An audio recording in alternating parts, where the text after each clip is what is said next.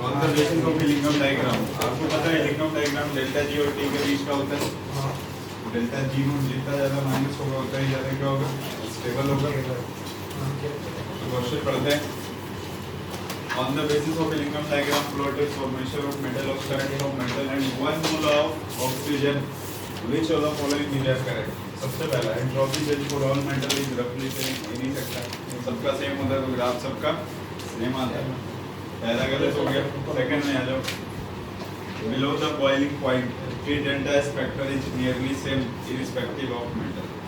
Below the boiling point, देखो delta G equals to क्या होता है? आपको डेल्टा जी क्या लेके आना है? Less than zero. समझ में आ रहा है?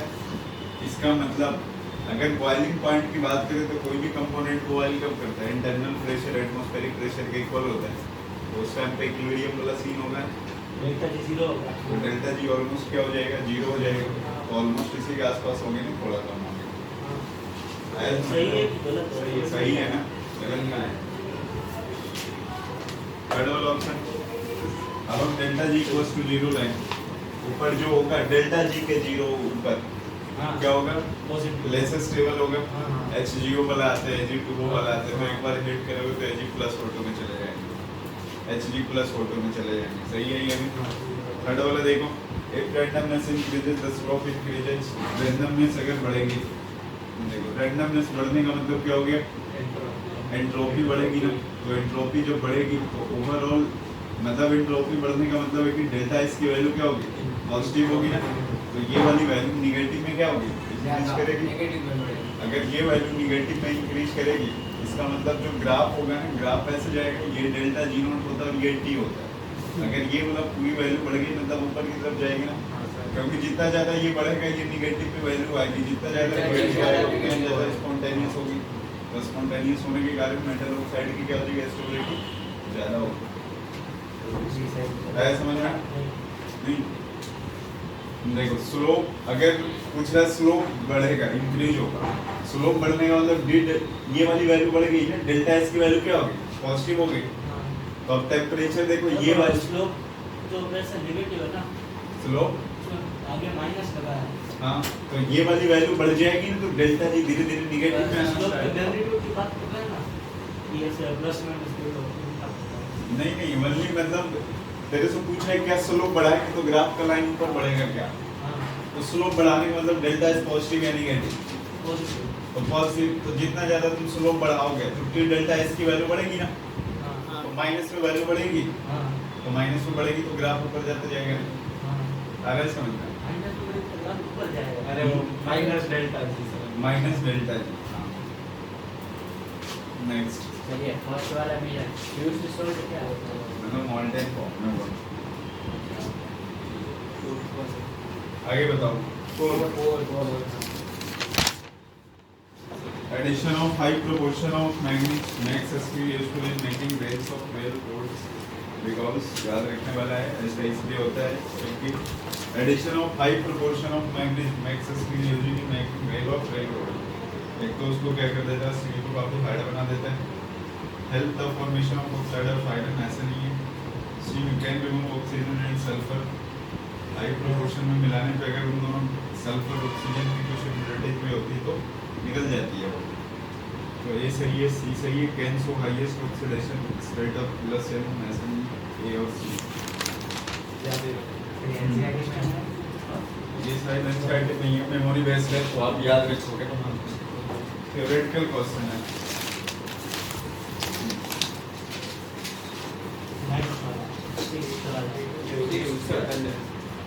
Six. In polling process, purification of copper. Polling किसके लिए चलता है?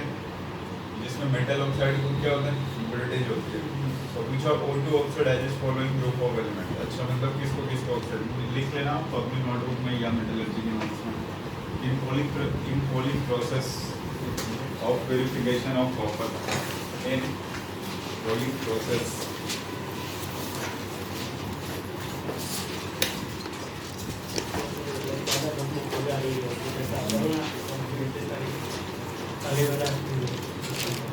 In pooling process, purification of copper. In pooling process, purification of copper. Auto oxidizes. In pooling process,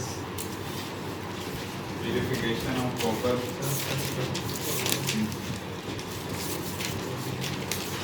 In pooling process, purification of copper auto oxidizes sulfur,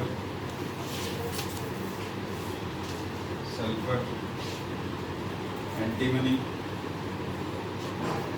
sulfur, antimony, arsenic, and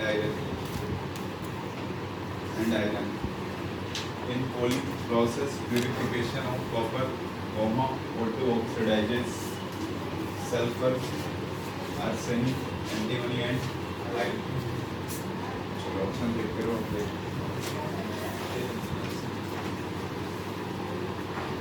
एजी नहीं है, एजी बोल सकते हैं ना, एबीसी सही है,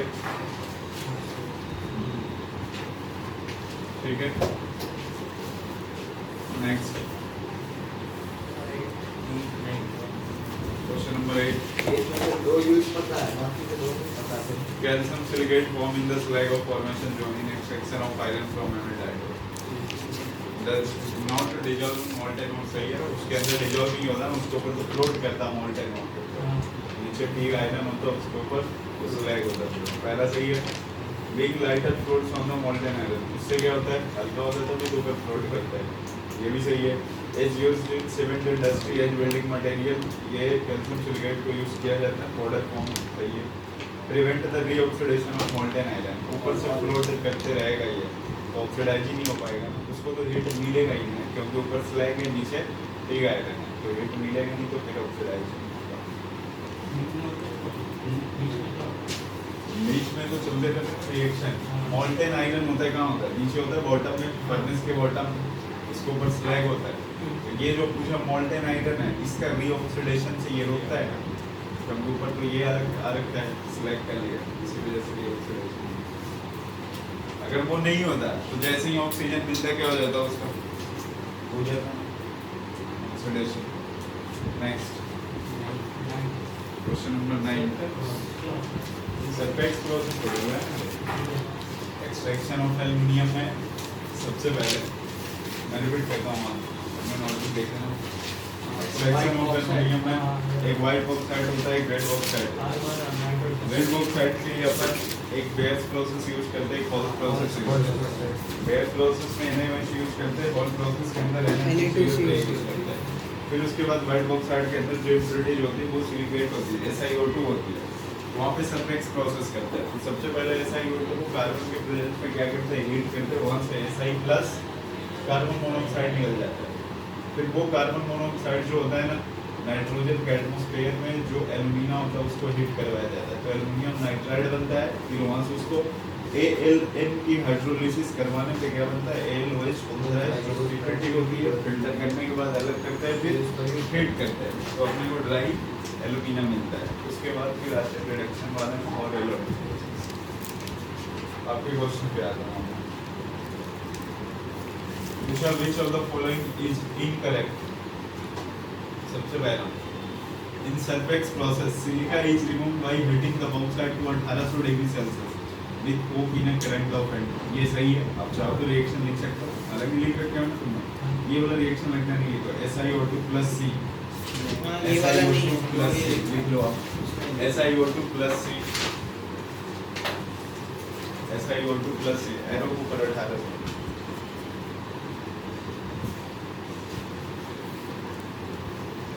SI plus carbon monoxide, SI plus carbon monoxide. इसके बाद दूसरा तो लिख ही रखते हो आपने, सर वो Al2O3 में plus carbon plus and, carbon Al2O3 plus C plus and होता है, ANN प्लस C। सही स्टेप पे तो फिर सर ये फिर सही स्टेप क्या इनकरेक्ट कुछ है उसमें सही वाला लिखा तो इनकरेक्ट बताना ना तेरे को, ये तो सही है ना, अरे तुम लोगों ने सही वाला टिक किया, ऐसा बोल रहा है। ये सही है लेकिन आंसर पूछा इनकरेक्ट वाला। सेकंड में देखना, in extraction of lead from galena, extraction of lead from galena, galena का क्या होता है? पीवीएस। पीवीएस सबसे पहले क्या करेंगे? सल्फाइड हो गया, फिर आप SO2 plus PVS self reduction चलता है। सही है ना सेकंड वाला? Yes sir. अच्छा, और पूछा अंडर डिफरेंट कंडीशन। हाँ, ये ध्यान रखना। एयर होता है एक में, वो लिमिटिंग पॉइंट एक में मतलब लोअर टेम्परेचर होता है, एक में हायर टेम्परेचर होता है, तो सही है। जो पीवीएस प्लस O2 होता है वो लोअर टेम्परेचर पे चलता है, उसके बाद अगला वाला जो सेल्फ रिडक्शन होता है वो इससे higher temperature. Question number C option, the team is obtained by the carbon reduction of black tea. Black tea जो होता है ना SnO2, उसके अंदर 60-70%। हाँ, तो ये सही है। कार्बन टीम टीम इलेक्ट्रिक में क्या होता है?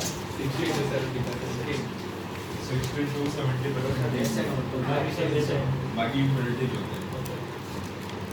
तो ये भी रिएक्शन आप लिखना चाहो तो लिख सकते हो, SnO2 plus C, Sn plus में CO बन गया।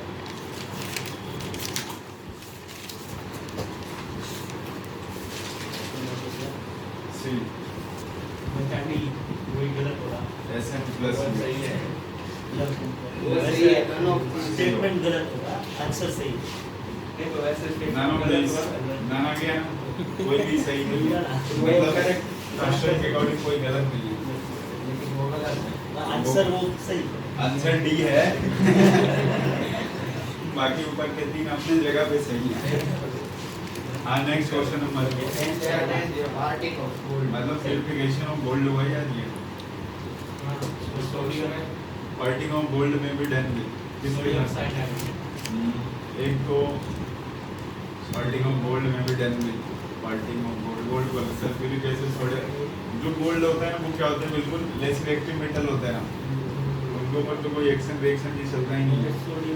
तो एक सल्फ्यूरिक एसिड नीचे लिख देना, आप लिखना चाहते हो gold is not attacked by sulphuric acid, nitric acid and Cl2। उसके लिए वो एक्वारियम बना सकता है। उसको डिसॉल्व करवाने के लिए gold is not attacked by sulphuric acid, nitric acid and Cl2 used to separate it from borax. Answer H2SO4 और Cl2। Sulphuric acid Gold is not attacked by sulfuric acid, nitric acid and Cl2 used to separate it from borax.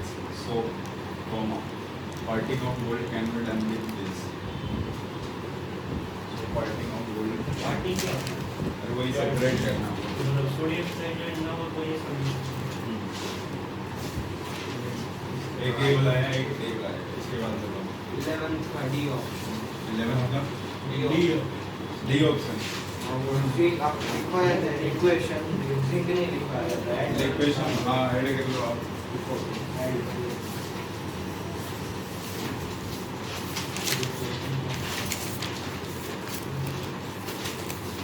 Interesting use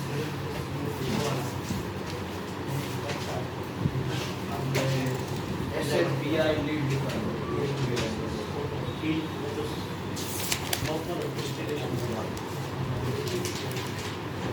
आगे बताओ। आगे कौन सा? 13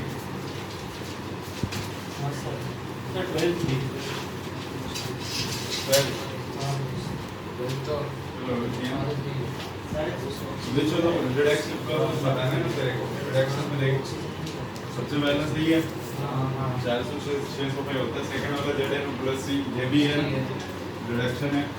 third वाले में self reduction है। Fourth वाले में कार्बन एटम मिसाल है।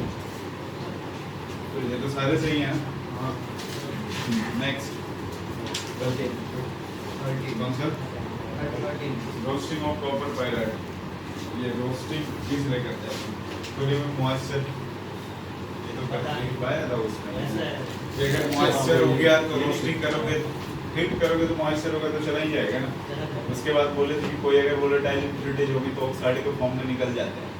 तो वो वोलेटाइल वोलेटाइल ऑर्गेनिक सबसे पहले उनकी 2 ऑक्साइड H3 सल्फर एंटीमनी होता है, आर्सेनिक होता है, इन सब के इम्प्योरिटी जो होते हैं 2 ऑक्साइड के फॉर्म में निकल जाते हैं। Cm2 convert pyrite completely Cu2 and FeO, ये गलत है। CuFeS2 जो होता है कॉपर पायराइट, उसका जब हम रिडक्शन करवाते हैं ये मेसिमराइजेशन के अंदर चलती है, क्वेश्चन के अंदर। डी वाला option to remove volatile organic impurities, DODC ABD Villiers. देखा मैंने।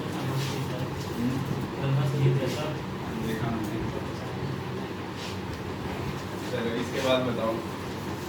अभी नया एक्सरसाइज पार्ट 4 पार्ट 4 में कौन से comprehension. Comprehension. Question 3. 7, 8, 9 7 8 9 7, 8 third question Helium Helium is. लिंगम वाला। 7 तो वो तब नहीं आता था, अब देखना बाकी है। क्या ग्राफ देखने में उसने क्या अरे वो पहले नहीं आया था तब।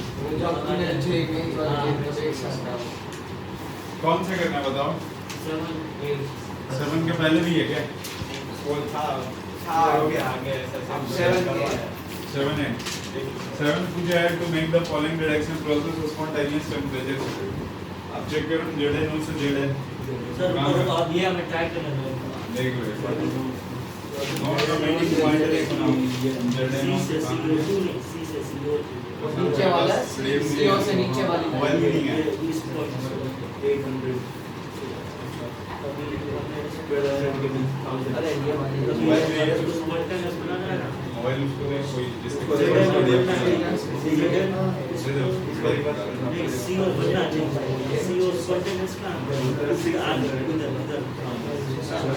मोर देन 800,000 से ये लग इसका दी. हाँ ये वही है। पीछे आ जाना। इजी है पक्का. पीछे आ जाना, मेरे को पीछे 7 हो गया सर. इधर तो 0 था। जेडन से जेडन ये 600 माइनस 600 ये उल्टा है. 1000 से CO है. C से CO. 1000 डिग्री से ज्यादा 1000 डिग्री से ज्यादा ना। हाँ। सर वैसे तो 1000 भी ऐसे देखे ना 1000 भी चलता है। ये पॉजिटिव जो जाते हैं वो पॉइंट है ना 1000 से आगे नीचे चलते हुए। पहले अरे लास्ट में ये ऊपर टेम्परेचर से ज्यादा है. हाँ। ये जो है ये 800 है. 1000 से लिंगम डायग्राम के क्वेश्चन आसान होते हैं, बस जिसको बोला उन दोनों को देखना होता है। मिस्टर तेरे कहाँ है? पीडीएफ कुछ निकाल नहीं रहे। ये है ना। ये तो अभी उसने दिया पहले नहीं था होमवर्क किया है, पर पीडीएफ नहीं थी। आगे क्वेश्चन नंबर 1 क्या सर रुको ट्राई करना चाहिए। ये देखो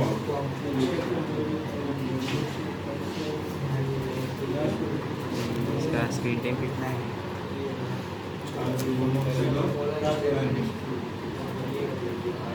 उससे नहीं देखना है तो हमें पता होना अरे चाहिए। इसमें ऊपर दिया है इससे भी देख कैसे पता चलेगा इसमें?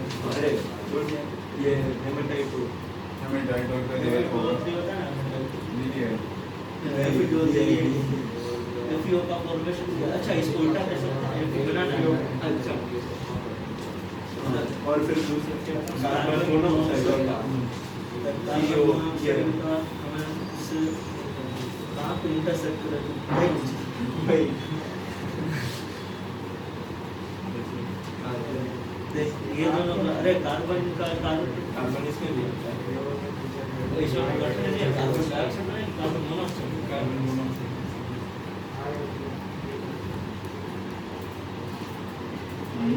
नहीं दिया, इसलिए मैं लिख देता हूँ।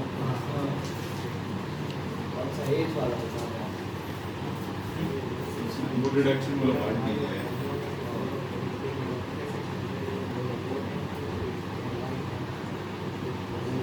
ये जैसे जैसे आगे टेम्परेचर रेंज बढ़ता है ना, ये 400 से 600 400 500 ये 600 से 800 के आसपास की होती है। पहले Fe2 वो 3 से Fe3 वो 4 में जाता है, फिर Fe3 वो 4 कार्बन की प्रेजेंस में FeO हो गया, FeO कंप्लीट रिडक्शन नहीं हो पाता तो एक बार कार्बन यूज करते हो, बचा खुचा जो भी FeO होता है वो कार्बन ये रिडक्शन जोन होता है एक्सट्रैक्शन ऑफ फाइबर। तो बीच में 400 से 600 में बीच में क्या है? 400 से 600 हुआ, फिर 600 से 700 के आसपास, 700 से 800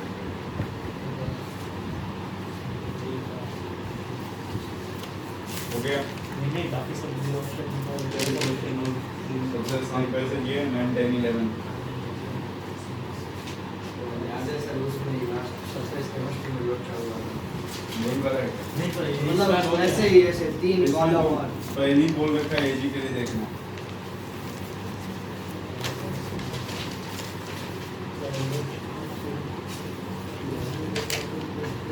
मार में एक पासवर्ड क्या है? नाम है नाम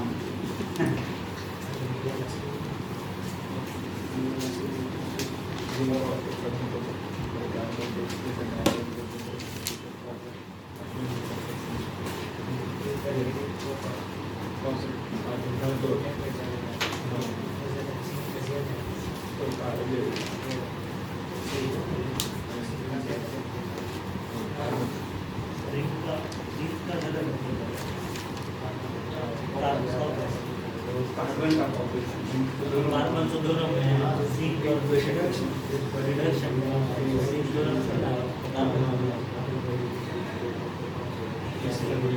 ऑल ऑफ दिस नहीं इसी भी एक अगर ये करो तो सही है ना, सब होगा डिफरेंट ये गलत है।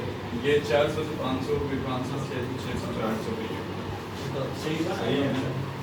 ये all In the extractive metallurgy of iron, the reduction of calcined roasted hematite or in blast furnace take place in the lower temperature range as well as in the higher temperature. पहले कम फिर ज़्यादा होता है। All of this है ना। हां ये इसी तो सही वाला इस वन किसी चलो फिर हटाएं इसको, हो गया। हां अगला पूछना है इसके बाद और पैसे दो। नहीं हो गया यहाँ तो अभी एक्सरसाइज एक्सरसाइज तो हो हो गई गई थी। इसके बाद हो एक्सरसाइज गया बस यही बचता था। ग्रेड एफ लो है ना। अब अपनी नोटबुक में लिख लेना ट्रांजिशन मेटल मैंने सबसे जो ग्रेड एफ लो के असाइनमेंट है किसी के पास? मेरे पास नहीं अब नहीं मेरे को वो ये मैं सर लगा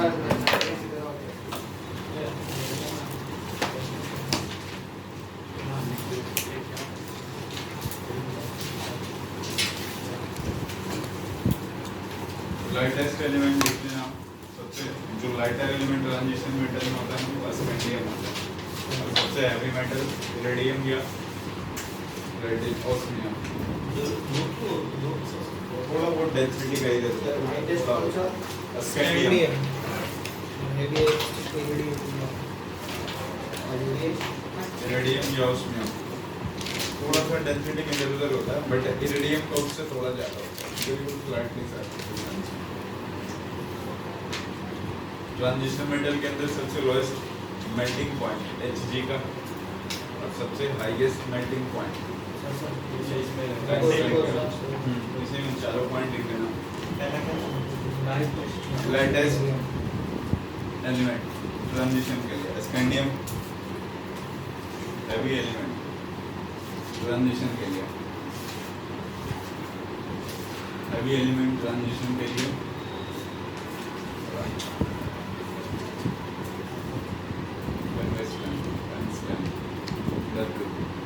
सर हेवीएस्ट है सॉरी ये या तो इरिडियम या फिर ऑस्मियम, इरिडियम या फिर ऑस्मियम। नेक्स्ट में लोएस्ट मेल्टिंग पॉइंट, अच्छा उसमें tungsten highest lowest melting point Hg।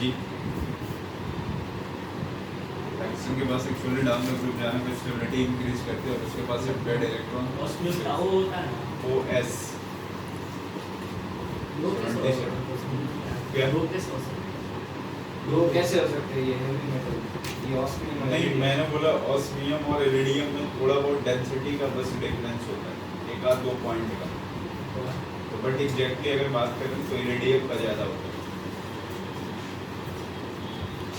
Lowest melting point Hg हो गया, हाईएस्ट मेल्टिंग पॉइंट टंगस्टन।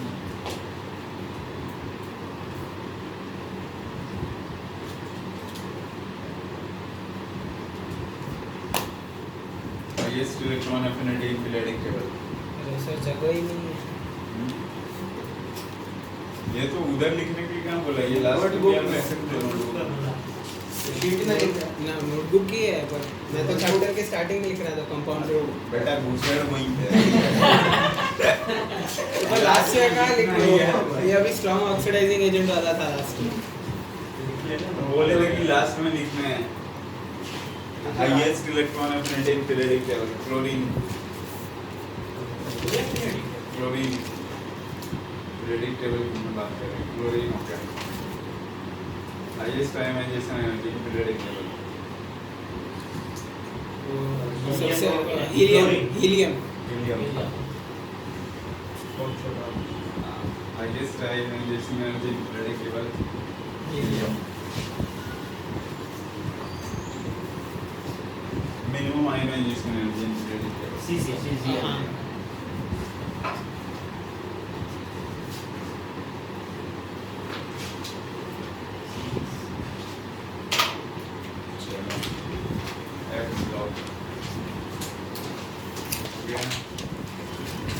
एक आपको मैंने बताया था KMnO4 जो होता है ना उसका रिएक्शन ऑफ एक्सेस क्या आपने जो लोएस्ट मेल्टिंग पॉइंट लिखा पूरे पीरियोडिक को क्या ट्रांजिशन का है।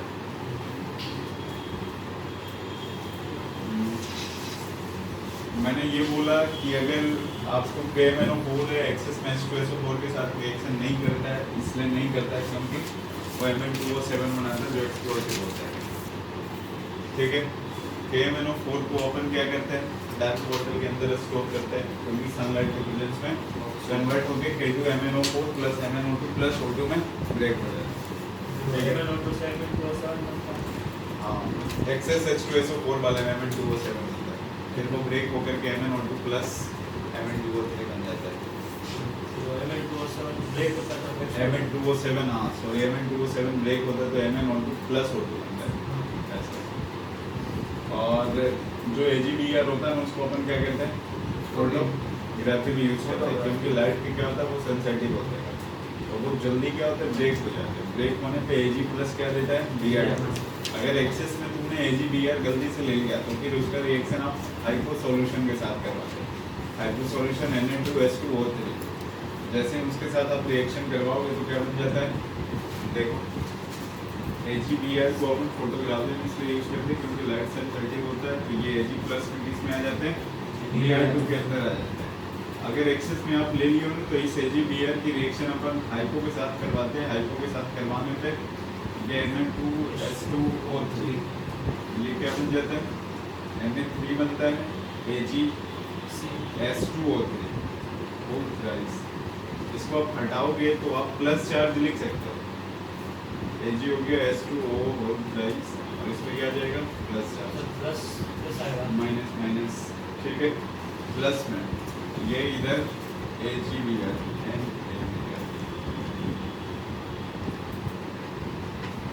ये सारे क्वेश्चन आपके असाइनमेंट में है इसलिए मैं अभी नहीं दे रहा हूँ। कौन से में है, सेक्शन कहीं ना कहीं तो था सेक्शन सी में। हाँ, सेक्शन सी के अंदर ऐसे छोटे छोटे क्वेश्चन दे रखे हैं। Which type of reaction MnO4 - 2 सो भी। हाँ, सबसे पहला क्वेश्चन है देखो, इसमें ऐसा है बोला MnO4 - 2 H प्लस के साथ रिएक्शन करेगा तो क्या बनाएगा। आपको बताया गया KMnO4 के प्रिपरेशन में ये जो पाइरोसाइटोल के साथ इसकी रिएक्शन करवाते हैं तो सबसे पहले K2MnO4 बनता है। K2MnO4 क्या करते हैं वहाँ पे एसिडिक मीडियम में रखने पे फिर क्या किसका फॉर्मेशन होता है, KMnO4 प्लस उसके साथ में एकदम स्मॉल ट्रेसेस में क्या होता है MnO2। इसलिए उसको लेबोरेटरी रिजल्ट में यूज नहीं करते, नहीं तो वहाँ पे पता नहीं चल पाता है किसके साथ क्या हुआ नहीं हुआ। तो फिर प्योर बनाने के लिए अपन या तो उसका क्या करवाते हो ओजोनोलिसिस करवा देते, ओजोन के साथ रिएक्शन करवा देते, या फिर क्लोरीन को बेसिक मीडियम में अपन रिएक्शन करवाते हैं। ठीक है, तो MnO4 - 2 को अगर H प्लस के साथ आप रिएक्शन करवाओगे तो वो MnO4 माइनस में कन्वर्ट हो जाएगा। ठीक है, थोड़े थोड़े क्वेश्चन थे मैंने आप करवा दिया इसमें। AgBr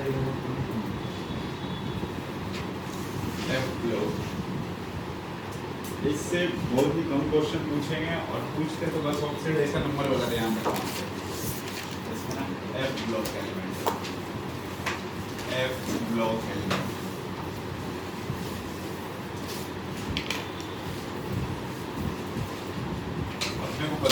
टोटल दो होते हैं, एक लेंथेनॉइड होता है और एक एक्टिनॉइड। लेंथेनॉइड हो गया और दूसरा ये इंजेक्टिव 58 से 71 और ये 90 से 10। ठीक है, ये लेंथेनॉइड एक्टिनॉइड में मोस्टली एलिमेंट जो होते हैं वो क्या होते हैं, रेडियोएक्टिव होते हैं। उसके अंदर बस एक होता है प्रोनिथियम जो होता है वो क्या होता है, रेडियोएक्टिव ऊपर वाले में। और जो एक्टिनॉइड होते हैं ना, आपको 100 से ऊपर के लिए आईपीएससी नेमिंग भी चलती है, और जो जनरल नेमिंग है वो तो है अनन वाला। ठीक है, 100 से ऊपर के लिए। और दूसरे एलिमेंट में तो अगर कभी आईपीएससी नेमिंग पूछे ना, तो आप 0 के लिए क्या लगाते हैं, नील लगाते हैं, 1 के लिए क्या लगाते हैं, अन लगाते हैं, 2 के लिए पाई लगाते हैं। मान लो 101 आ गया, तो पीरियडिक टेबल में मैंने आपको करवा रखा है 0 1 2, इसके लिए नील आता है, ये अन हो गया और ये।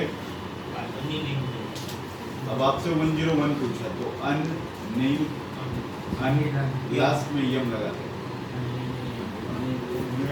इस तरह से आप ध्यान रखें। लेंथेनॉइड 58 से 71, एक्टिनॉइड 90 से 103। जनरल इलेक्ट्रॉनिक कॉन्फ़िगरेशन की बात करें, इसके अंदर जो इन्वॉल्व होगा ना वो क्या होगा, 4F होगा।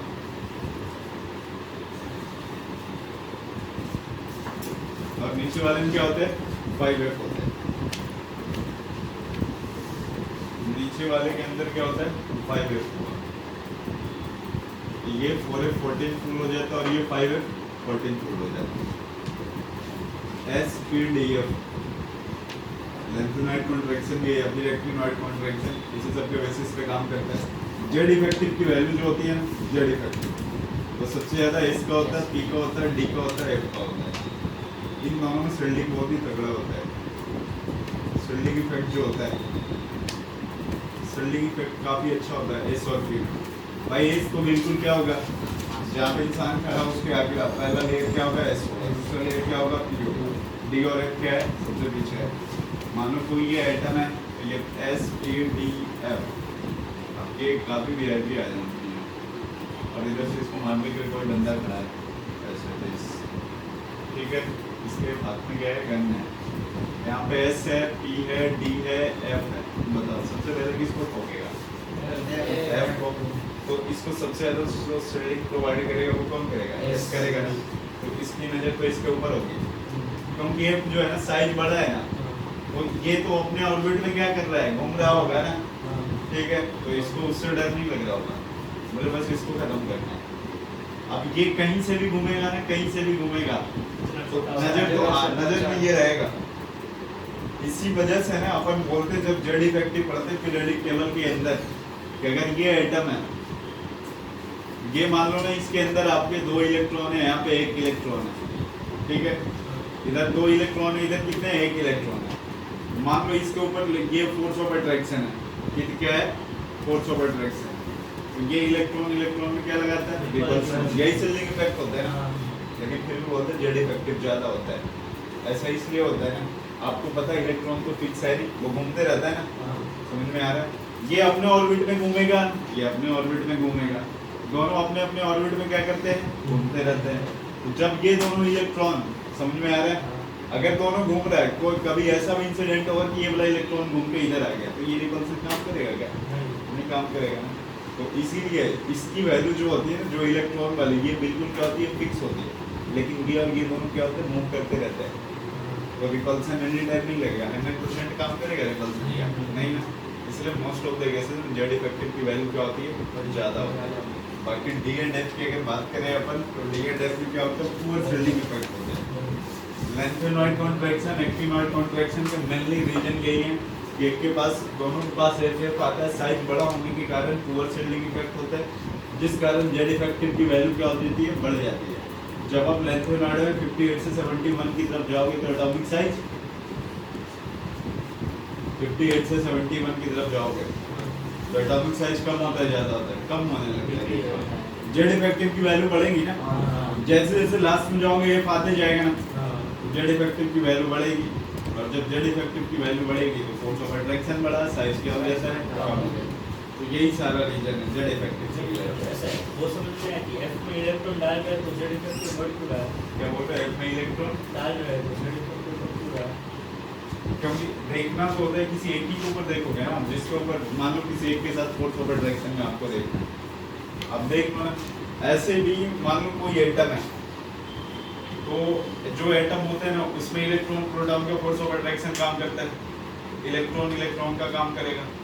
अब सोचो अगर किसी एटम के अंदर इलेक्ट्रॉन और ये इन दोनों के इलेक्ट्रॉन इलेक्ट्रॉन के बीच का फोर्स ऑफ अट्रैक्शन या सॉरी कौन सा रिपल्सन ज्यादा हो जाए, फिर तो उस एटम से वो इलेक्ट्रॉन निकल के बाहर चल जाएगा ना। मतलब कोई एटम स्टेबल, इसका क्या मतलब समझ में आ रहा है? अट्रैक्शन ज्यादा है, मतलब प्रोटॉन का इलेक्ट्रॉन के ऊपर ज्यादा है ना। आपके पास मान लो ना कोई भी एक एटम है जिसका एटॉमिक नंबर 3 है, कितना है 3 है, तो ये 3 प्रोटॉन कहाँ पे होंगे? सेंटर पे होंगे, वही सेंटर पे होंगे, लेकिन इलेक्ट्रॉन भी कितने होंगे? 3 ही होंगे ना। मैंने मान लिया 2 इलेक्ट्रॉन यहाँ है, 1 इलेक्ट्रॉन यहाँ है, तीनों आप चाहते एक में रख सकते हो, कोई दिक्कत नहीं है। तो देखो तो इसके ऊपर जो रिपल्सन लगाएगा वो कितना लगाएगा? 2 ही इलेक्ट्रॉन लगाएगा ना। लेकिन जो सेंटर से लगेगा वो कितने का लगेगा? 3 का लगेगा ना। समझ में आया? इसलिए जेड इफेक्टिव ज्यादा होता है, तभी तो बना रहता है।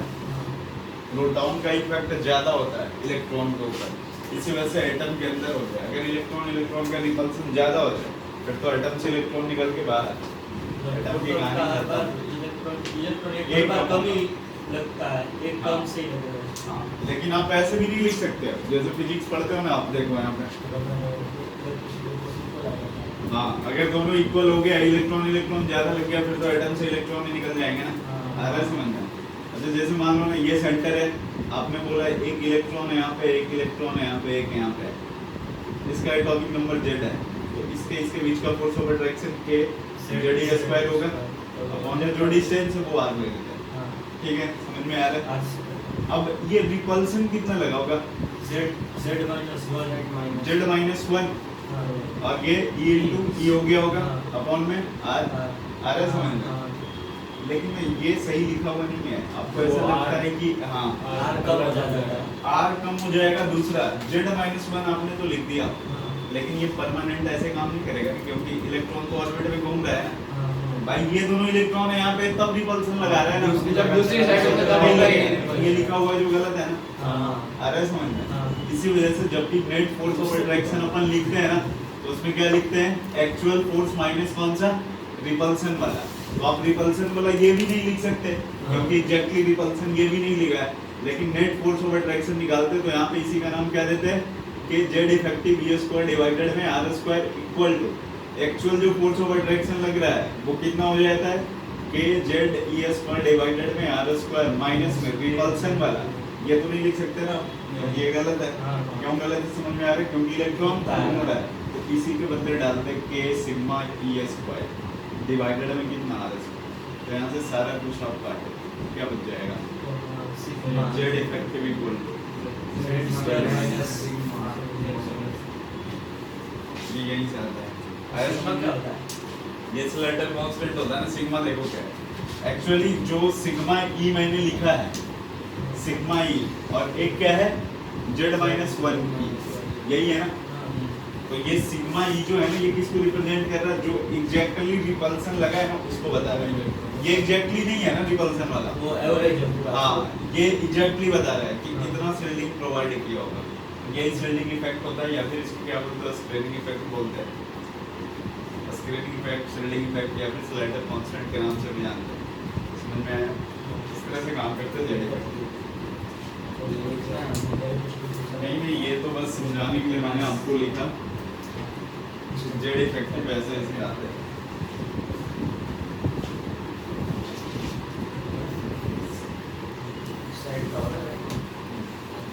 चलो बताओ यार, इसका जनरल इलेक्ट्रॉनिक कॉन्फ़िगरेशन की बात करते हैं। जनरल इलेक्ट्रॉनिक कॉन्फ़िगरेशन, ल्यूटेशियम का एटॉमिक नंबर में कितना होता है? 71 होता है। एक की अगर बात करें अपन, तो ये लास्ट में क्या आएगा? जेनॉन आएगा। जेनॉन के बाद 4F14 और ये 4F14 68 हो गया, 5D1 आता है और 6S2 आता है। ठीक है, जनरल इलेक्ट्रॉनिक कॉन्फ़िगरेशन आप क्या लिख सकते हैं? ये कोई भी एक इनर्ट गैस आएगा, सबसे ऑर्डर मोस्ट क्या है? N है ना, तो ये N-1, ये क्या है? तो n-2 में ये फाइल है ना 1 से कहाँ तक 14 ये क्या है n-1 d है कहाँ या तो 1 या 2 तो आते ही नहीं 0 to 1 चलते हैं ये और ये 6s2 में ns आया समझ में n वाला तो पूरा कंप्लीट होता है ना n-2 होता है ना हाँ -2 तो नोट करो सर वो 0 to 1 क्यों सिर्फ 1 ही होगा ना वो लेंथ नाम होता है d1 तो उधर से पूरा 0 क्यों लिखा है वाइट सब्सटेंस वाले एलिमेंट कुछ होते हैं इसलिए मैंने लिखा 0 से 1 के बीच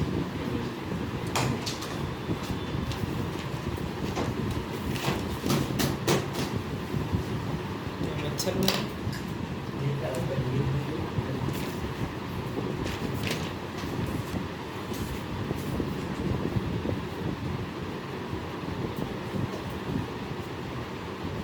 हो गया सर अभी तो स्टार्ट किया इनर्ट गैस ऊपर कब नहीं लिखा था तुमने सर्कल ऊपर का क्या ये नहीं ये नहीं हमारी कहानी सुन रहे हैं संदेश देना चाहते हो तो आप हेलो व्यूज सवाल से सर वो व्हाट्सएप पे मेरे को लिखता है रिकॉर्डिंग देखने में मज़ा नहीं आता नोट्स भेज देना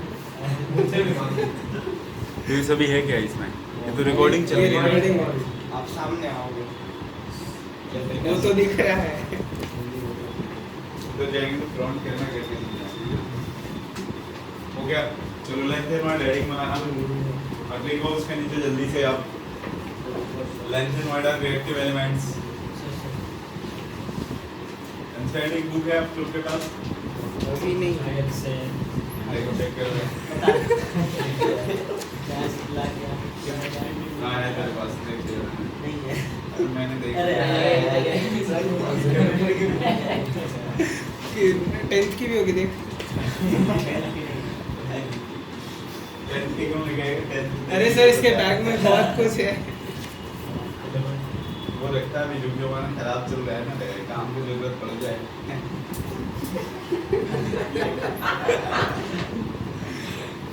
लेंथ एंड वाइड में लिखना है सबसे पहला point lanthanides are reactive element lanthanides are reactive elements lanthanides are reactive elements so do not fond in phase state in nature so do not fond in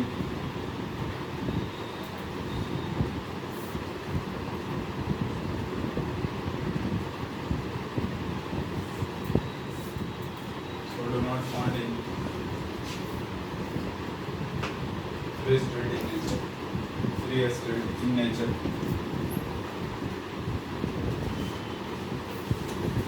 electronic configuration के लिए आप space छोड़ोगे ठीक है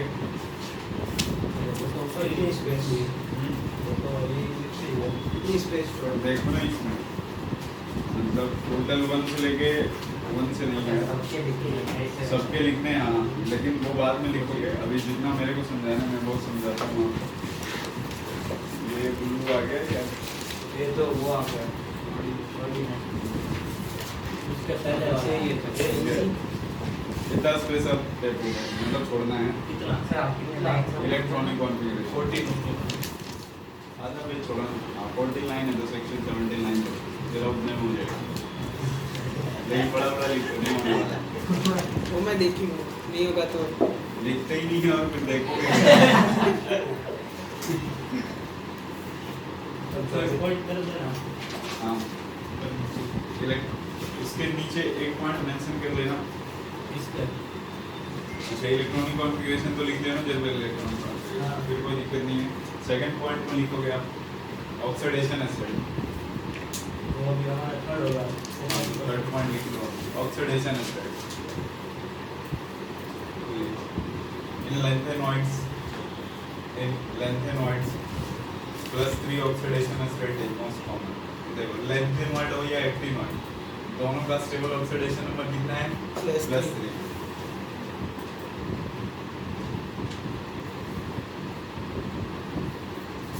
नीचे लिख लो stable हाँ +3 वाला लेकिन एक सेरियम है इसके बाद TB है ND है DY है और ये PR ये जो सारे होते हैं ना, देखो क्वेश्चन कैसे, ये +4 के साथ होते हैं। तो ये अच्छा ऑक्सीडाइजिंग एजेंट है, ये रिड्यूसिंग एजेंट है। रिड्यूसिंग एजेंट है, ऑक्सीडाइजिंग एजेंट है। ये सारे के सारे +3 में जनरली स्टेबल होते हैं। है 4 में, तो 4 से कहाँ आना चाहेगा 3 में, तो अपने आप को दूसरे को ऑक्सीडाइज कर रहे हैं, तो बोलेगा ये काफी अच्छा स्ट्रॉन्ग क्या हो गया, ऑक्सीडाइजिंग एजेंट है। इसका पूरा शॉर्ट ब्रेक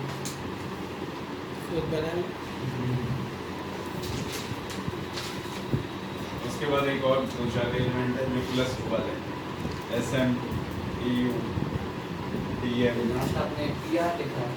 हाँ, ये +2 में होता है, तो ये अच्छा क्या हो जाएगा,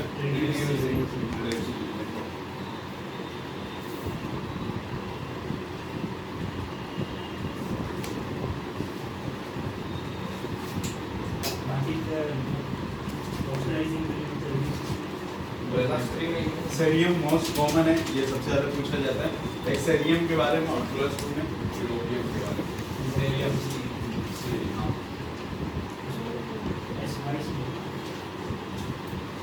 ये वाईबी क्या होता है? क्या कह रहे हो? वाईबी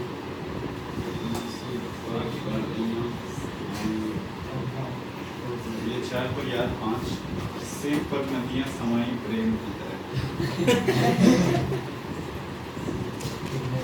गैडोलिनियम को मैं तो बोल नहीं सकता, मेरे में आया था तो इसका 64 होता है एटॉमिक नंबर। ये क्या है? लैंथेनम जो होता है ना, ये 57 होता है, 58 होता है, 60, 61, 62, ये 64 है। तो 62 कौन सा है? 3 ये 63 यूरोपियम आता है। वो क्या है? वो यूरोपियम, ये 61, 62, 63, 64 जीडी के ऊपर 62 गैडोलिनियम। वो सर को याद रहेगा। अरे मैंने बोला कि ये तो मेरे को याद नहीं है 62 यूजर के सर के एग्जाम एग्जाम इसलिए वो गलत हुआ था। तो पूछा था क्या? इलेक्ट्रॉनिक कॉन्फ़िगरेशन, इसका हाँ ये एक्सेप्शन वाला है ना, 5D1 हो जाएगा, 5D1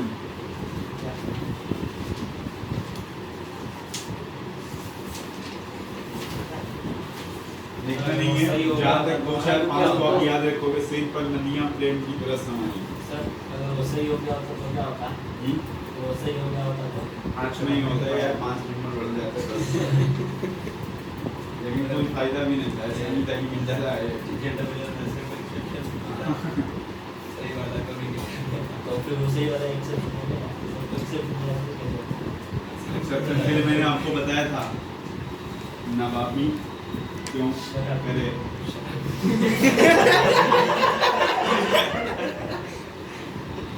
नवाबी क्यों करे, मौत तक रुकावटें राह में पड़ेगी।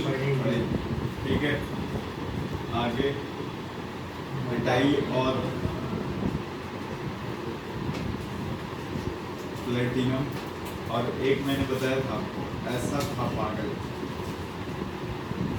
ऐसा था पागल, एक्टिनाइट ऐसा था पागल। सर यूरोपियन 63 है ना? हाँ, पूछ क्यों रहा है? क्या लिखा वहाँ पे क्या लिखा है? ग्लास सीधे गोडाउन में, फ्लैश लैंथेनम सेरियम गैडोलिनियम, हाँ। ये एक्सेप्शन है ना, नवाबी क्यों करे मौत तक रुकावटें राह में पड़ेगी। ठीक है, एक था ऐसा था पागल, और एक क्या है, ला सीधे ला बोला। सीधे गोडाउन में। बस इतना ही, ला सीधे इसके आगे कुछ नहीं। ऐसा ये पीटी नहीं है, क्या पीटी नहीं पढ़ेगी देख पढ़ेगी पीडी आता है ना, ये बताया था मैं डी ब्लॉक वो में उसका सबसे एक्सेप्शन स्टार्टिंग का में। एक्सेप्शन है हाँ। वो 0 आता है, ये तो 1 1 है। तो मैंने वो लिख के बिल्कुल बताया था ना कि एक एक्सेप्शन होता है जिसमें प्लेडियम में क्या आ जाता है, D8 जो होता है D10 हो जाता है, और S वाला 0 हो जाता है। आगे लिखना अगला पॉइंट, कलर बलर तो यार आपको पता है ना, जिसके पास एक अनपेयर्ड इलेक्ट्रॉन होगा उसमें क्या होंगे, कलर होंगे, आइडली स्टेक होंगे। ठीक है, तो नीचे लिख लो, हाँ colour, the lanthanide ions have the lanthanide ions have unpaired electrons in their 4f orbitals. In their 4f orbitals.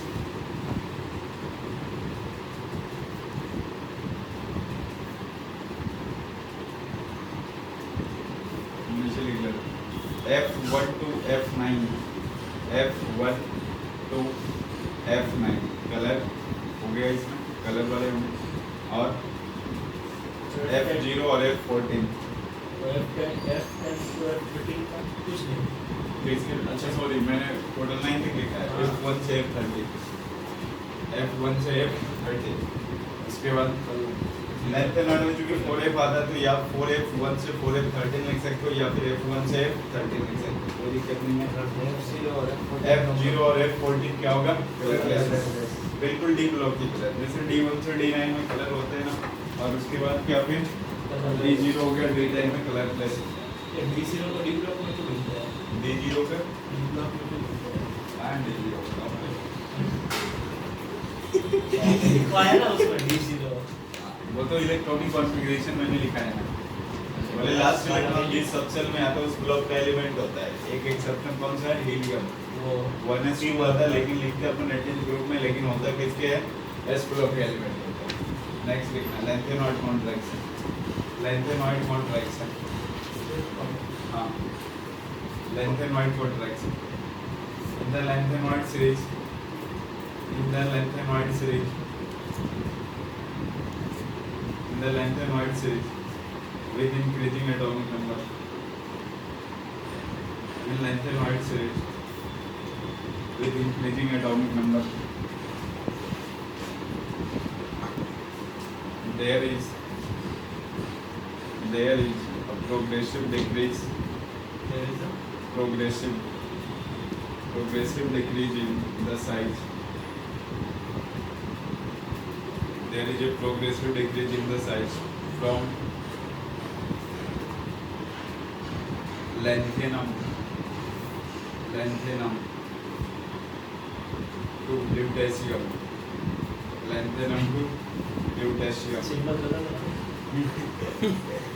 Symbol बदल रहा है, Lu Lu से lutetium, L is lanthanum, हमें लैंथेनम से lutetium LS है, बाद में लोग पहले लीजिए पहले L is lanthanum, L is Lu,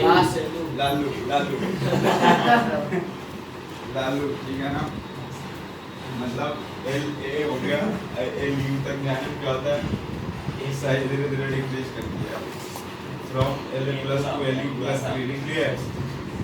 फिर से बोल रहा हूँ, in the lengthenide series with increasing atomic number there is a progressive decrease in the size from lanthanum to lutetium,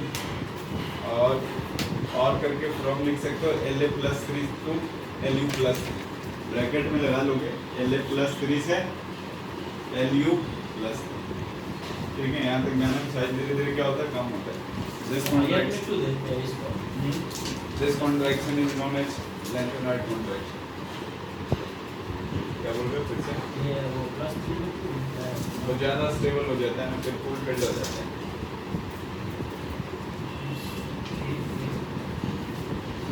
हो गया, आपको मैंने डी ब्लॉक में भी समझाया था, फिर से एक बार लिख के मैंने एटॉमिक रेडियस कैसे कैसे चेंज होता है ना वो बताता हूँ।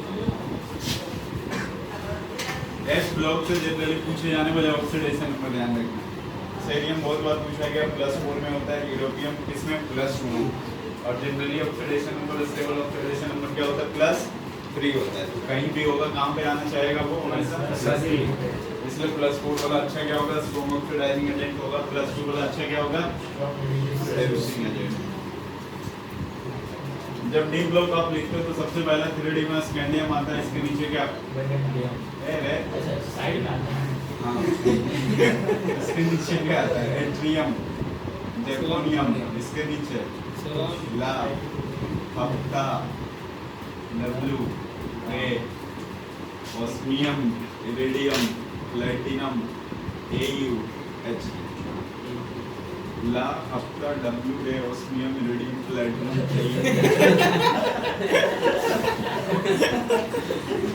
तो इसका एटॉमिक नंबर 57 है, इसका कितना है 72।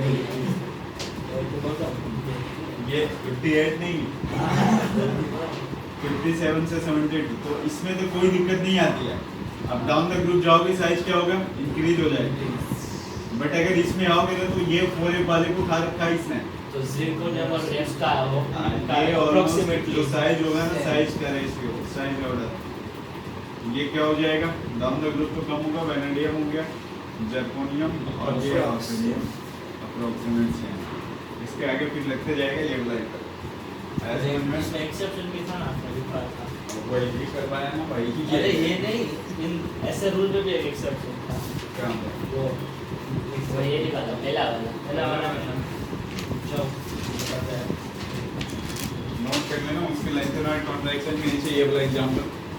मेरे को आपने लिखा था क्या हुआ?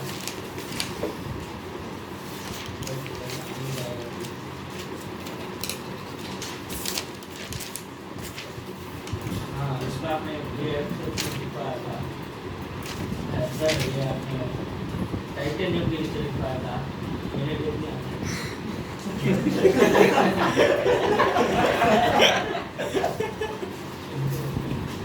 आगे चलेंगे तो टाइटेनियम वाले भी आएंगे। अरे नहीं, मैंने ये क्या कर रहे हैं? कैसे चालू करें? टाइटेनियम 22 टाइटेनियम 23 yes कैसे? ठीक है बेटा।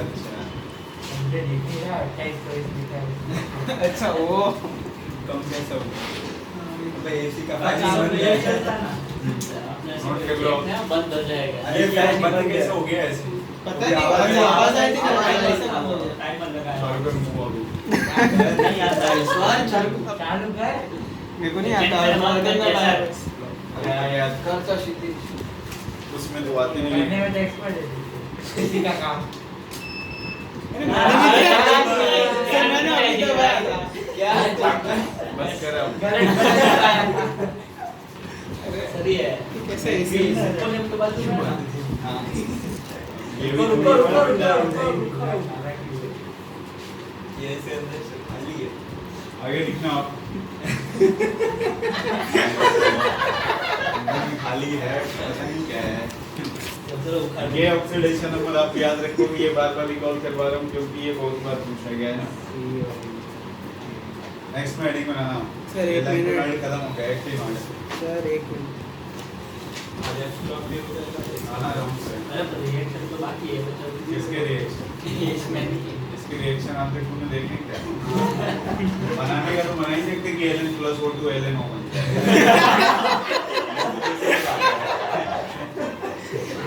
बोले Ln जो है लैंथेनम +3 में आता है, बोला Ln + O2 आपस में रिएक्शन करेगा, इसकी वैलेंसी 2 है, इसकी 3 है, बोलेगा Ln2 को Ln2 हाँ, + Ln2 Ln2 और लिख 3 सकते हैं बन ना। जाएगा। ये कौन सा रिएक्शन है? ये तो कॉमन रिएक्शन है। Ln करता है Ln मतलब जितने लैंथेनॉइड वाले होते हैं ना, उनका जनरल रिप्रेजेंटेशन Ln के साथ करते हैं। एक्टिनॉइड का एसी हाँ, एक्टिनॉइड के लिए ऐसे ही लिखते हैं, ठीक है। लैंथेनम + O2 अरे इधर जितने 57 से 71 वाले एलिमेंट होते हैं, जनरल रिप्रेजेंटेशन Ln के साथ करते हैं। तो इसको ऐसे भी तो लिख सकता है कि Ln + O2 gives Ln2O3 को Ln2 + LnO + Ln3। अरे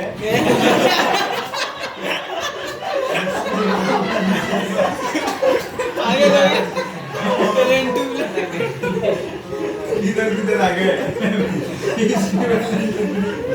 इसका 2 ये Ln के वाइस लग गया, ये Ln2 और O3 हो गया। तुमने क्या क्या बोल दिया? Ln2 Ln2 Ln वो ऐसा होता है ना कि Lnx × y = Lnx + Lny वो लगा है।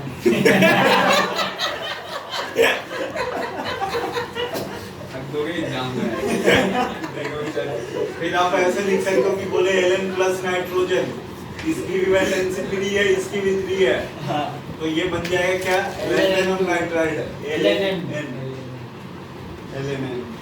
तो ये सब कॉमन रिएक्शन है, ये सब एग्जाम में नहीं पूछे जाते। लिखो अब आप जल्दी से। लिखना है नहीं। एक्टिनॉइड वाले लिखना।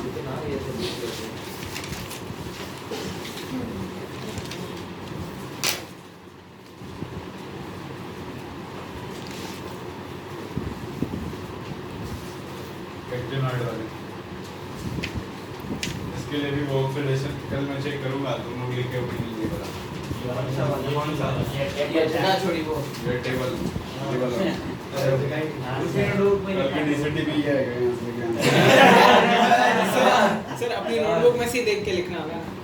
यहाँ से लेके यहाँ से कौन सा बताओ देख के लिखिए घर से लिख के लाओगे अरे यहाँ के बस सबमिट के बोल लीजिए 10 में से 10 हाँ डेली होम अरे एक रखो डेली होंगे तुम्हें ठीक है ये लेंथ नंबर रखते हैं ठीक है यहाँ से लेके यहाँ तक ये डेंसिटी है गलती से ये आ गया तो ये भी याद रखना होगा अरे सर एक एक्टिनॉइड हेडिंग बनाओ यार एक्टिनॉइड और जनरल इलेक्ट्रॉनिक कॉन्फ़िगरेशन बिल्कुल सेम रहेंगे बस वहाँ पे पूरे पाते यहाँ पे क्या आ जाएंगे एक एक नंबर बढ़ हाँ, जाए। तो सबसे पहला पॉइंट लिख लेना ऑक्सीडेशन नंबर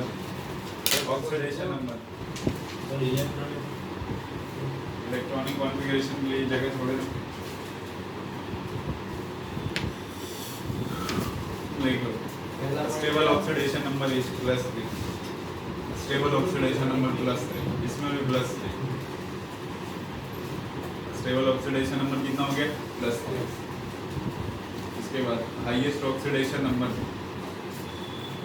इसमें हाईएस्ट कहाँ तक जा रहा है 4 वही हाईएस्ट हाँ उस लेंथेनॉइड वाले में इसमें देखना highest oxidation state in the actinoid length number +4 तक ही जा रहे थे number highest oxidation number state in actinoid +7 bracket में लिख लेना नेट्रोनियम NP एनपी हाँ नहीं पढ़ाई काम नहीं एंड प्लूटोनियम पी होता है पी PU एक 93 होता है एक 94 होता है लेकिन दोनों अनस्टेबल होते हैं PU प्लूटोनियम है और ये भी पूछा गया स्टेबल ऑक्सीडेशन नंबर दोनों के लिए +3 है उसका मैक्सिमम ऑक्सीडेशन नंबर +6 है +4 है इसका मैक्सिमम कितना है +7 नेपच्यूनियम और प्लूटोनियम है लेकिन दोनों अनस्टेबल है लेकिन एक यूरेनियम एलिमेंट होता है जो +6 में भी स्टेबल होता है तो नीचे लिख लेना हाईएस्ट स्टेबल ऑक्सीडेशन स्टेट है +6 shown by uranium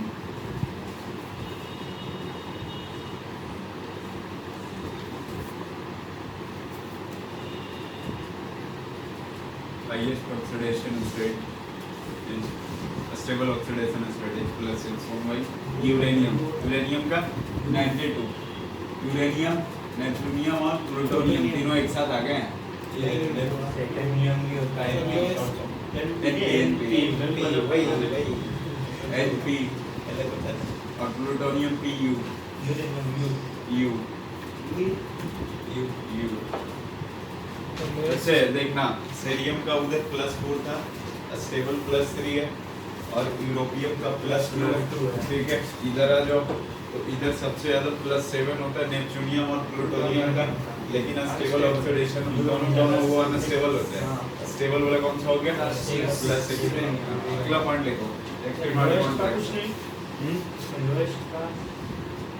वेस्ट +3 ही होते हैं उससे 2 में नहीं आते हैं actinoid contraction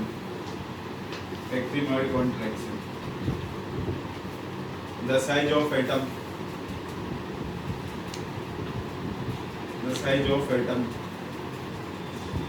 oblique cation decreases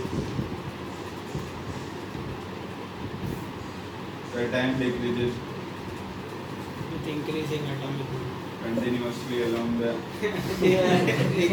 sir same ही तो है इसके जैसा। along the actinoid cell. The size of atom oblique cation continuously along the actinoid cell.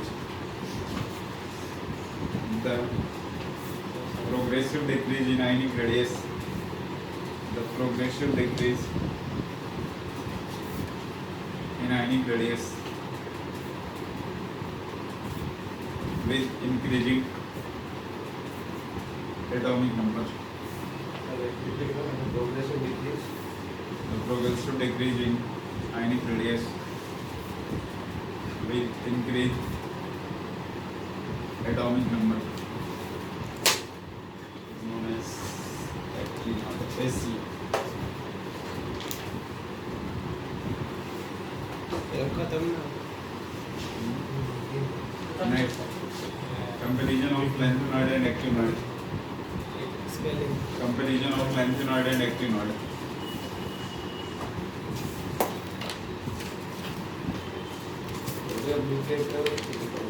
Recreate कर देते हैं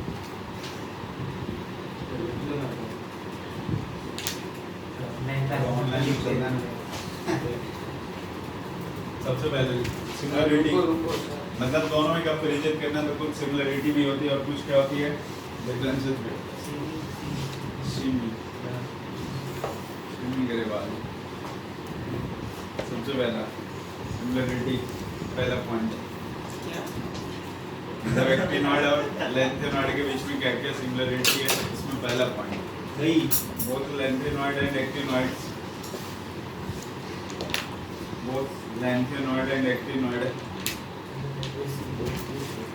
both lengthenoid and actinoid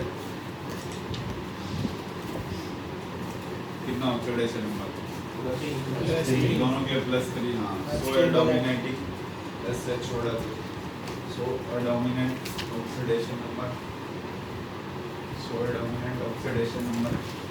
+3 second point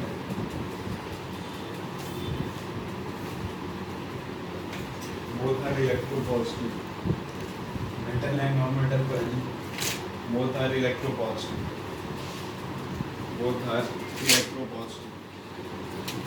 third point cations with unpaired electron cations with unpaired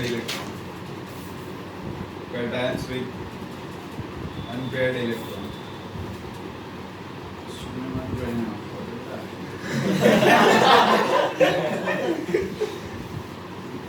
सामने आएंगे कुछ पूछेगा नहीं WhatsApp पे ये कैसे होता है वो कैसे होता है क्लास में भी Zoom में। एक दिन आया था कल लोग बोले कि आज कल पूछेंगे बहुत फंक्शनल उसके बाद आएंगे cations with unpaired electron in both of them are paramagnetic cations with unpaired electron in both of them are paramagnetic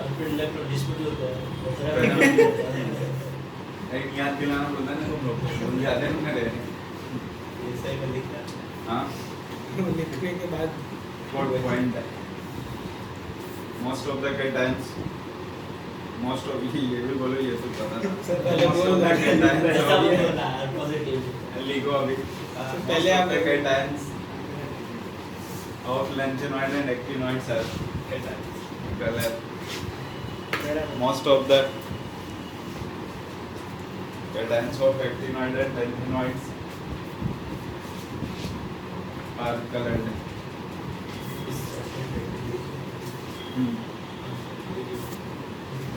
दोनों के साथ साइज क्या होता है कम होता है एक में लालू है ला से ली तक जाने में कम होगा वही क्या कहलाता है और एक में लाल दूसरे में दूसरा दोनों लल्लू हो तो लालू तो याद रखेगा ना एल ए से एल यू जाने में जो साइज कम होता है वो एक्टिनॉइड नहीं लेते और ओडियम से लेके एक्टिनॉइड से लेके एल डब्ल्यू लॉरेंशियन तक जाने में वो क्या हो गया एक्टिनॉइड तो दोनों में क्या कॉमन एक्टिनॉइड में एल डब्ल्यू एलडब्ल्यू से अबे वो सेपरेट होता है एसी से एलडब्ल्यू एसी एल डब्ल्यू और वो लालू है ना यार दूल्हा कहाँ है उल्टा करेंगे नीचे ले जाना डिफरेंस तेरे को उल्टा बहुत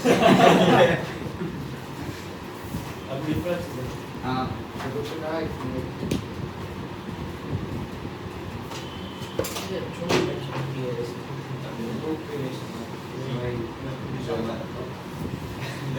सबसे पहला पॉइंट लेंथेनॉइड एक तरफ लेंथेनॉइड बना लो एक तरफ एक्टिनॉइड पहले लेंथेनॉइड बनाओ सर ये आप बोर्ड पे लिख दो बोर्ड पे लिखेंगे तब भी लिखना पड़ेगा ना सर पहले आप लिख लो फिर हम आपका खत्म होगा तब हम लिखेंगे नहीं पूरा लिखना है अरे वो इसमें फिर गलती हो जाती है। Please, sir. खड़ो ऐसे जैसे क्या वो बेंच सही नहीं है क्या नहीं ये देखो अभी गिरने का स्टार्ट था। भूकंप आया, भूकंप आया। पेन गिर बेटा गया। सूझ जाती है अभी घर पे छोड़ते नहीं है लाठी दे लाठी मुझे बार बार मोबाइल ही दिलाएंगे क्या अभी उसका सेम है, महंगा नहीं। तुम लोग खड़े क्यों सुनिए क्या रहे कल बोल रहा था फिजिक्स में वो ओम की याद आ गई।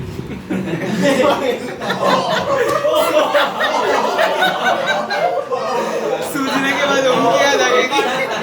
अरे लिखो पहला point The most common oxidation state of +3 length and wide. The most common oxidation state of +3 length and wide. वो तो similarity. The most common oxidation state of +3 length and wide. So +2 and +4 oxidation state.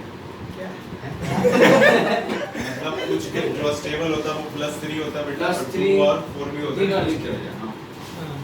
Most common oxidation state of +3 lanthanoids. So +2 and +4 oxidation states in case of certain elements. Most common oxidation state of +3 lanthanoids. So +2 and +4 oxidation states in case of certain elements. इसमें भी देखो photo खींच ले इसका common oxidation number कितना हो गया +3 और उसमें कहाँ से कहाँ जाते हैं अपन 6 से 7 3 भी होता है 6 भी होता है 7 भी होता है 4 5 हो गया डन रुको रुको 2 भी होता है तो दूसरा पॉइंट क्या था? दूसरा फिर इसका वो पॉइंट क्या था? एक्टिनॉइड वाले का हाँ लिख लो निकाल दो the most common oxidation state of +3 actinoids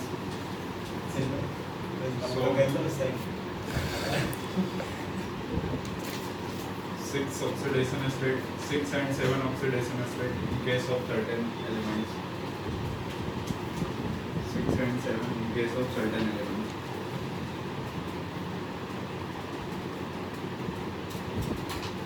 Second point, lanthanoid. Lanthanoids have less tendency towards complex formation. Lanthanoids have less tendency towards complex formation tendency.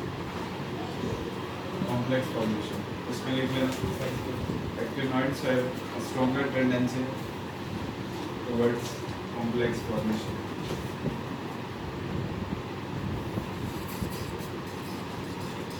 Third point. Stronger tendency towards complex formation. Towards complex formation. Third point important है. Except chromium. ये लक्षण problem हाँ. Except chromium. PM bracket में. Except. हाँ. Lanthanoid में. Third वाला Third point आएगा ना. Except chromium. They are not radioactive. They are not radioactive. All the actinoids are actinoid में. Radio All the actinoids are radioactive. एक exception था। वो तो इसमें क्या चिप हो गया भाई बिल्कुल दे दिया अरे 1 मिनट और एक ग्लास लो. एक पॉइंट और लिखो जल्दी से. लिखो. सर एक सेकंड और ACR All the actinoids are radioactive. radioactive. Third point तक लिख दिए ना दोनों. Fourth point लिखना. तुम देखो. Oxides and hydroxide of lanthanoid are less basic. Oxides and hydroxides of lanthanoids are less basic.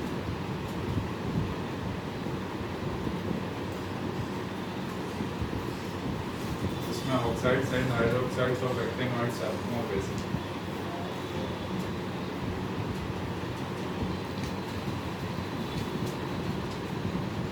हो गया. बाकी रेडियोएक्टिव एलिमेंट होएंगे चलते. कैंसर के ट्रीटमेंट में काम आते हैं, रेडिएशन देना, ठीक है। उसमें से यूरेनियम है, थोड़ियम है, प्लूटोनियम, ये तीन है। और DCT में वो DCT में ना वो टेबल टेबल कौन सा ये एक ही लेंथ है नॉइड तो वाला। घर से ही करनी है। अब ऐसे मैं तो रहूँगा घर से करके नहीं बेटा, यहाँ पे आओगे तो सूझेगा तेरा।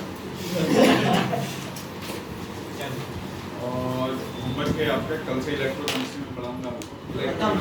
हाँ इसके साथ ठीक है, केमिकल्स ठीक है, केमिकल से केमिकल काइनेटिक्स करवाना ही लगता है। वो भी mechanical chemical sir chemical kinetics, ठीक है, कल से केमिकल काइनेटिक्स करेंगे। और ये एक्सरसाइज 1 जो है, एक्सरसाइज 1 में पार्ट 1 सेक्शन है, सेक्शन बी करते हैं। ये होमवर्क है, अच्छा डी एंड एफ में सेक्शन है and section B. Part PDF में दूंगा फिर अभी निकालते हैं section A and section B. Exercise 1 part 1 हाँ, exercise 1 part 1 section A and section B होगा। ये बुक किसकी थी?